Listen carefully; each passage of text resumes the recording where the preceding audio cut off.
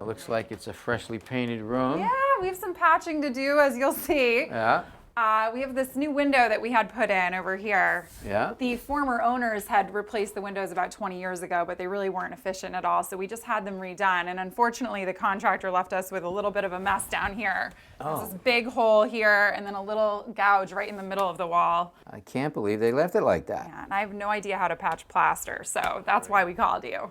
All right, well, I think that's a pretty easy fix. I have some things in the truck, and if you want to learn, I'm going to show you. Absolutely. All right, let me go get my stuff. Sounds good. All right, Allison, I brought a couple of samples of some walls so I can show you what's going on in different techniques. Great. Now, the way this home was originally plastered was this system right here. This is actually called a plaster and lath system. These wooden strips are about 1/4 of an inch thick, maybe 1 1/4, 1.5 inches wide, with a space on them, were actually applied to the entire wall over the structure, and then they would mix up a base coat plaster and go over the wooden lath and force it in between the joints. The plaster going through the joints would sag down and create a key that would lock the plaster to the wall. Okay. They then skim over that with a finish coat called the skim coat. But what you have is something different. What you have is actually a gypsum wallboard, no lath, but you have the skim coat on top of it. Now, lots of times you're going to see a product like this. This is a gypsum wallboard, also known as drywall. It has a paper on it that's finished. And the drywall actually goes over the studs. You don't skim coat this part of the wall. You tape the joint and go over that with a joint compound, sand it, and paint the wall surface. It doesn't matter which method you have in your house, to patch those holes are all the same. Great. All right, the first patch we're going to do is right here. This little patch right here. It's not going to need any reinforcement. Also, if you have a picture on the wall, you move it, you want to patch that hole, somebody dents it with a doorknob or something like that. Happens all the time. Yeah, piece of furniture. This is actually a patching spackle. Okay. So we'll take the cover off. I'm going to give you this knife. Okay. And I want you to dig out a little bit, put it on your trowel, and then force it right into the crack. All right, yeah, load it up good. All right, now take it and force it right onto the crack. Push it hard right in there. There you go. All right, now you're going to start and put a little more right in there and just lightly do it now. All right, now take the knife and come up, turn it this way, and drag it down, just like that.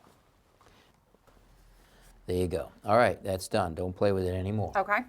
Once that's dry, you may want to sand it a little bit and paint it. That's it? That's it. Oh, great. Now the other hole, we're going to use something a little bit different. Now it's a pretty deep hole. Yep. We don't want all the compound to go into the hole. So what we're going to do is we're actually going to take this metal patch right here, and you can see this mesh tape around the perimeter and stuck to it. And on the back, it's sticky, so it'll stick to the wall. Okay. Now the idea of it is to cover the entire hole like that and then use compound right over it. But I don't want to use all of this metal, so I'm going to make this patch a little bit smaller.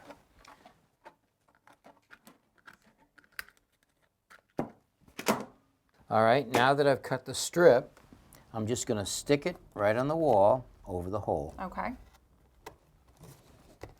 Just like that. Great.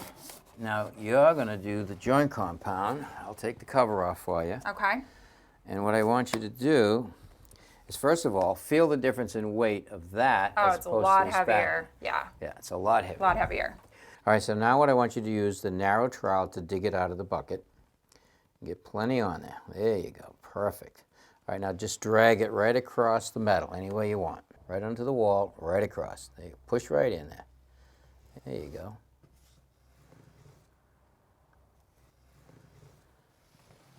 Okay, take any excess. Don't let it spill it there. Get it right in there. Yeah. Beautiful. Okay, a little more.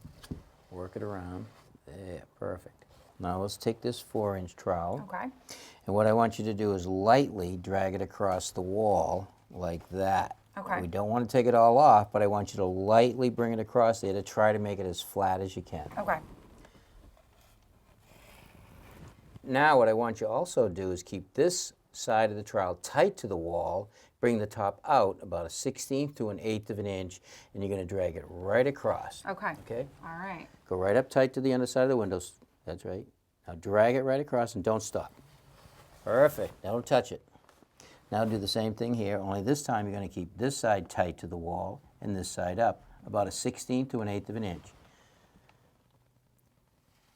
Look at that. All right, you're good. Oh, that's it? Yep, that's it for now. It seems kind of thin. Well, it is thin, and I like to put on light coats and build it up. Okay. A lot of people think that they should put it on real thick and then sand it. It's a lot more work to do that way, and it's really messy. Oh, okay. So what I want you to do is wait till tomorrow. This will dry. Put a couple more thin coats on. Okay. Once that's dry, you may have to sand it lightly, put a primer on it, paint it, and send me a picture of it. Okay, I will. I think it looks better already. All right, I'm going to leave you that compound so you'll have plenty to do. Well, Tommy, you're a good teacher, but you know what? I think she's got the touch. She sure does. I could use her on the job site. So these patches are great. I mean, not only do they make them in different sizes, but as we saw there, you can cut them to the size you want. You don't have to fill that hole. Right. If you fill that hole with a lot of drywall, you have to wait a lot longer for it to dry. It will also crack, and then you have to use the tape anyways. Yeah. So these are great, although I've seen you patch drywall, not with these patches, but by actually cutting a piece of drywall for the patch itself. Exactly. Well, let me show you right here. If you have a wall like this and you have a hole in it. Well, there is no you gotta hole be- in it. Well, there is now. Look All at right. you. So you have a hole in the wall. Now you want to patch it. So you have to cut a patch to fit that hole. Yes. Well, that could be really tricky, all right? How irregular that is. Right. So now what I want to do is I actually want to cut a piece of drywall a little bigger than the hole that's in the wall. Now I'm going to take that piece and I'm going to hold it up to the wall. I want to mark the orientation so it's over the hole. Trace it. Now I cut around the lines with a jab saw, making the hole just a little bit bigger than the patch that I want to use.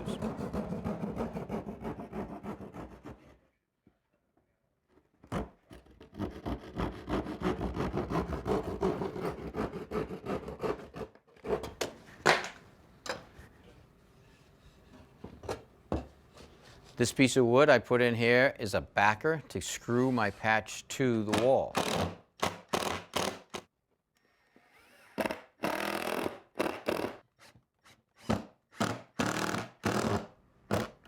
Once the patch is in the hole, I need to tape around the perimeter of the crack. Then I cover the tape with the joint compound.